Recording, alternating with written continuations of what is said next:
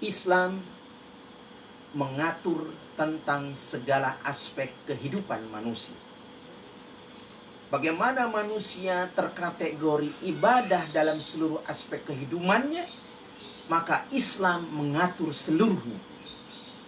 Sebagaimana kemudian dalam penjelasan di dalam kitab tadi berkaitan dengan al-Islam.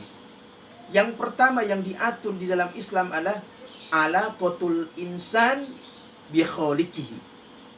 Hubungan manusia dengan al-Khaliq, dengan Rabb-nya, dengan Allah Subhanahu wa taala.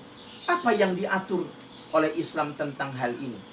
Yang pertama adalah Islam mengatur tentang akidah. Islam mengatur tentang keterikatan manusia dengan Al-Khaliq. Maka manusia akan menyadari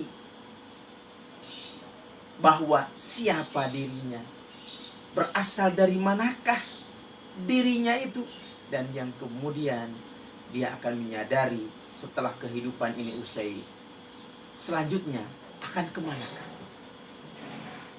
Yang kedua, hubungan manusia dengan Allah Subhanahu wa ta'ala, dengan Rabb, adalah al-ibadah, berkaitan dengan penyembahan, pengabdian dirinya kepada Allah Subhanahu wa ta'ala, kepada Al-Khaliq.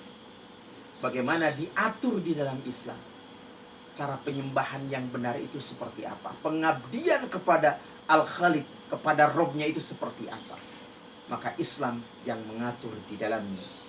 Yang kedua, para pemirsa yang dirahmati Allah Subhanahu wa ta'ala, alaqatul insan binafsihi. Islam mengatur tentang hubungan manusia dengan dirinya. Apa yang diatur oleh Islam tentang hal ini? Yang pertama adalah berkaitan dengan bagaimana caranya minum,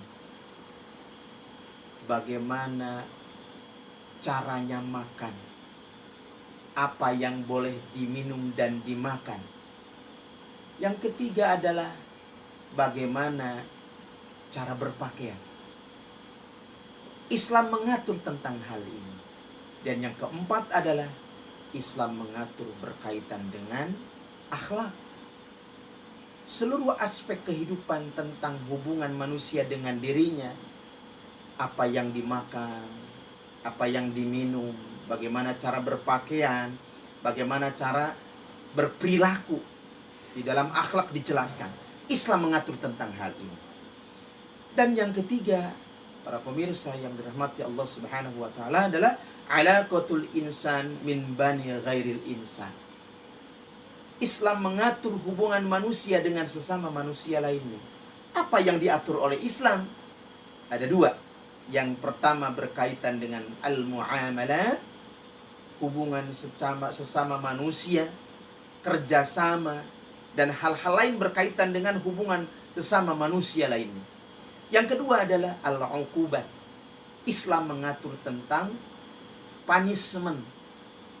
Islam mengatur tentang hukum, tentang hukuman. Kenapa? Para pemirsa yang dirahmati Allah Subhanahu wa ta'ala, Islam sangat sayang kepada umat manusia supaya segala sesuatu yang berkaitan dengan pelanggaran-pelanggaran bisa diselesaikan ketika di dunia.